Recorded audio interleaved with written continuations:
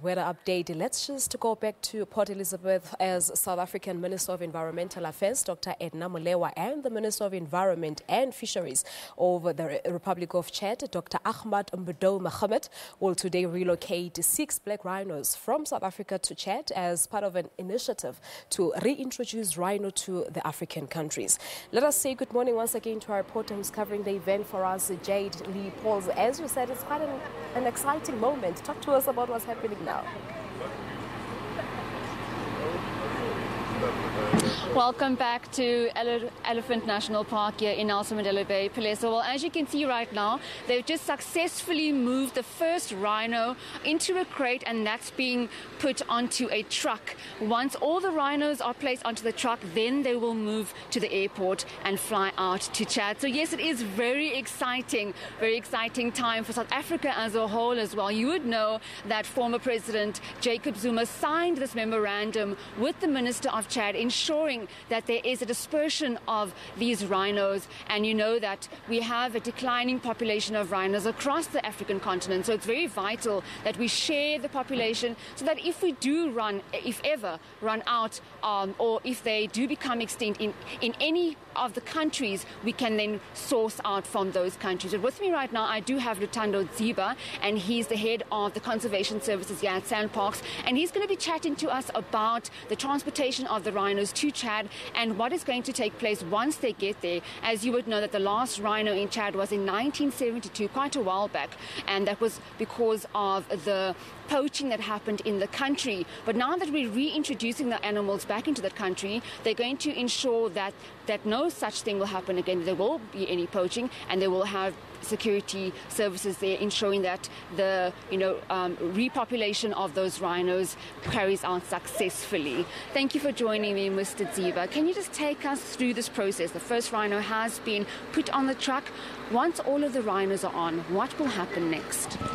Well, these animals have been here for the last 3 months and being adapted to basically conditions in captivity and also being prepared for the transfer and translocation to Chad. It is a very exciting moment for both South Africa and Chad in that, as you have correctly mentioned, the last rhino in Chad that survived was last seen in 1972. So this will be a historic introduction of rhino. From here, the animals will go to the airport. As you can see, the process takes time, but it is managed by experts. We've got 2 veterinary services experts who are managing these animals. We also have got professional animal handlers and a team of expert animal captures who have basically been managing the process from this side, the logistics of making sure that the animals are safe and are safely transferred to the airport. And from the airport, they will be taken by an aircraft to Chad. And once they land in Chad, they will actually be traveling together with a team of 2 vets as well as 2 animal handlers who are going to make sure that the animals are healthy, they are not stressed, and that they are fed and given adequate water. During the trip, it's a long trip, 14 to 16 hours to get the animals from South Africa to Chad. But we're hoping that everything will go well. We have prepared for this for a long time, and we've got experience of doing this. We've transferred and translocated rhino to Botswana, Zambia, Mozambique, to mention a few countries that we have worked with in the past. So this team has got experience in doing that. We also, once the animals are in Chad, have the vets and the animal handlers who are handling them staying with them for a few days, the vets for a few days, and then there will be a local veterinarian who's going to look after the animals. And the animal handlers will stay for a few weeks while the animals are still in Boma and being adapted to the conditions in Chad. And once they have adapted, then they will release them gradually into the veld. so that they can then get into their own natural environment. I think one question on everyone's lips is the fact that we know that Chad, there was a lot of poaching happening in that country.